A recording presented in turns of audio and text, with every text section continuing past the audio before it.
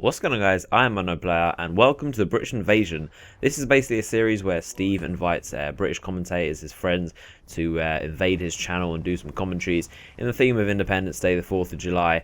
And this is basically where the Americans told the British to like GTFO off their country. And so you can leave a comment in the comment section how you spend your Independence Day if you're American, because I'd like to know. As a British person, I don't really know much about Independence Day or the 4th of July and all these celebrations. So I'd like to know from you guys, if you're American, how you like to celebrate it.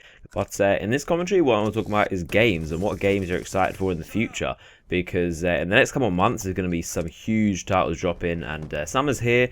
But apart from going outside and doing other stuff that isn't involved with gaming, there isn't much to do if you were to want to play some games.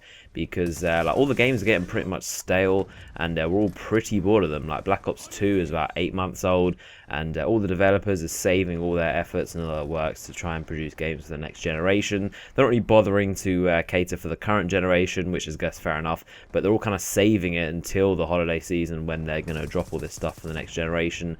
And this makes that there's a very, very, very dry kind of sense of in the gaming community, because there's nothing really being released, and people tend to save all their releases until November before Christmas. So it's very, very boring as of this point, but I'm definitely excited for the games that are coming out. And it's interesting to see the Xbox and PS4 debate, because PS4 clearly pwned Microsoft in this in the E3 conference. Like before then, Xbox 360 has normally been the dominant platform. It has more users and it's sold more. That's just the simple facts. But PS4 just completely obliterated Microsoft, and they came back and basically just kicked them when they were down about all these points about DRM and the used game markets. But then Microsoft have recently came back and they've just completely revived themselves, and they've disbanded all the things that were attached to like people not liking them. They've gotten rid of the used games policy. They're region free. There's no DRM, so that's pretty good.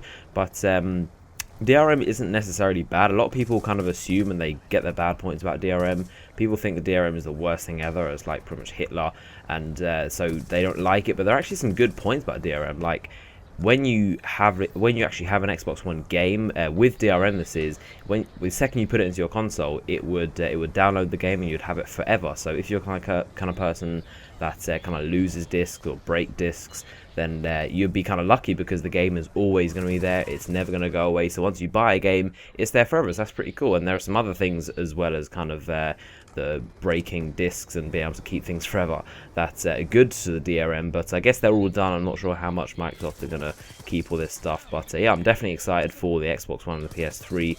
And there are so many AAA titles that are going to be coming out. Titanfall is probably going to be most anticipated for me, because I definitely cannot wait to see what they've done. That's from the Infinity Ward people who left during Modern Warfare 3 or earlier in Modern Warfare 3, and they made a game because Infinity Ward, they were this company that made obviously the Modern Warfare series, and then there was this group that wanted to kind of change the franchise and make something new, and then they broke off and they made Respawn Entertainment, which made Titanfall, which looks really cool. It's about kind of mechs and these big soldiers and stuff like that, and it looks really cool. It looks like kind of Crisis and Call of Duty put together. And then there's obviously Call of Duty Ghosts, which I'm really excited for, and I'm kind of interested to see what they can do with the new engine, whether the franchise will be any better. And then there's Destiny. That looks very interesting. Again, I'm going to compare games, but it looks very, very similar to kind of a Borderlands and a Halo, because it's obviously made by Bungie, I believe.